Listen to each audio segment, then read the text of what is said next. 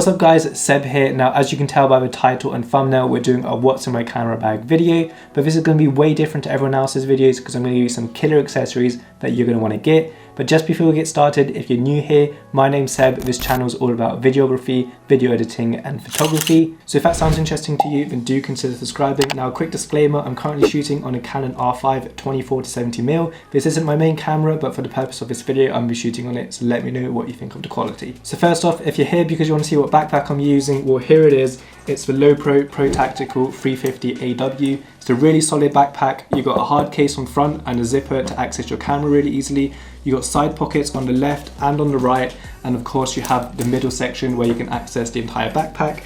I'm going to leave the interior till last just because I want to show you some really cool equipment beforehand, so let's get on with the video. So item number one is going to be something you're not expecting at all and you're going to want to grab it. It's the RAVPower FileHub wireless travel router. It's absolutely insane. As you can see here, you've got some SD cards, transfer buttons and all of that. And you also have on this side, you have an Ethernet cable, a USB-C, as well as a USB. So what's so special about this device is that you can transfer your SD card footage to any hard drive just by plugging it in.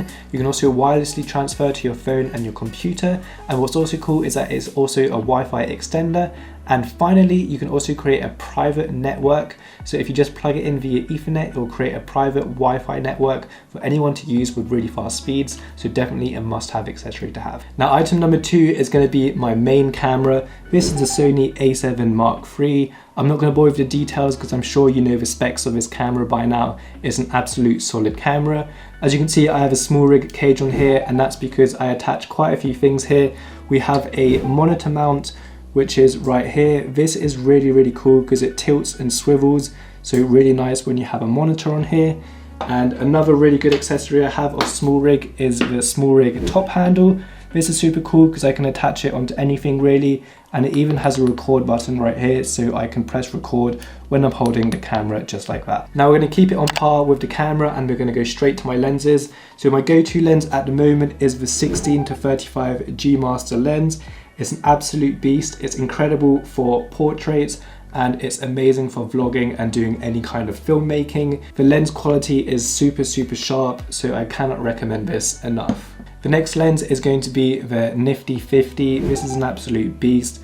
It's f1.8 and the quality is really insane, especially for the price. I think you can get them at around £100 or £150, so you can't go wrong with one of these. The quality is really good. Now for microphones, the one I'm using right now to record this video is the Rode VideoMic NTG. It's a really good mic and I recently acquired it, so it's a new addition to the kit. But what I used to use was the Rode VideoMicro Pro. This is also a really solid mic and it's great if you're on a budget because it's only about $50. But if you're looking to upgrade, then I definitely recommend the Rode VideoMic NTG. Now the next two items are items that you're going to want to carry with you everywhere you go. Item number one is the SmallRig multi-tool. Now this is super incredible to have, especially if you have a SmallRig cage, because as you can see, you have a flat head right here. You have a few Allen keys and screwdrivers on that side, and then you also have 3 more Allen keys. Now these are the industry standard Allen keys that you're going to need for most camera equipment, so it's really handy to have and it literally fits right in your pocket, so it's a definitely must-have item. And item number two is going to be the lens cleaning pen. So you have a brush right here, so if you've got any dust on your lens like you've got here, you can literally just brush it away. And then the other side has a smudging tool on it, so if you've got any water droplets or you've got any finger marks, and it'll literally get rid of any dirt or fingerprints that you may have in your lens, and it cleans it really nicely. Now whenever I'm on the go, I also always need a laptop with me. So for this we have the brand new M1 MacBook Pro with 16GB of RAM. It's an absolute beast for the price. It's so light as well, you can't even feel it when it's in your backpack.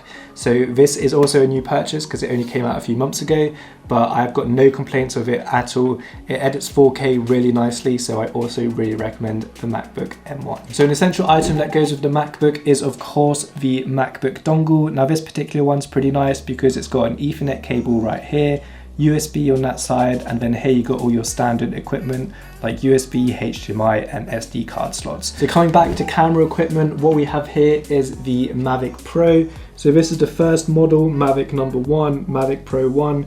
It's an absolute beast, it shoots in 4K.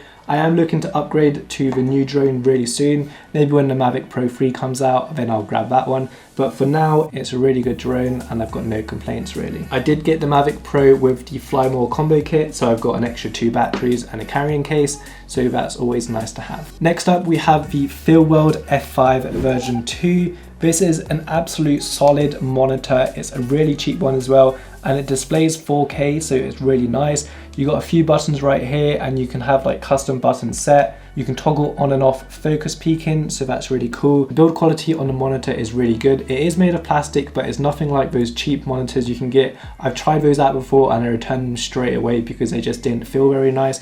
This one is really solidly built, so I definitely recommend it. All right, next up is probably something you've all been waiting for because you saw it in the thumbnail, and this is the Ronin-S with the dual handle grips. So I get so many comments asking me what grips these are, where can I get them, they're so nice.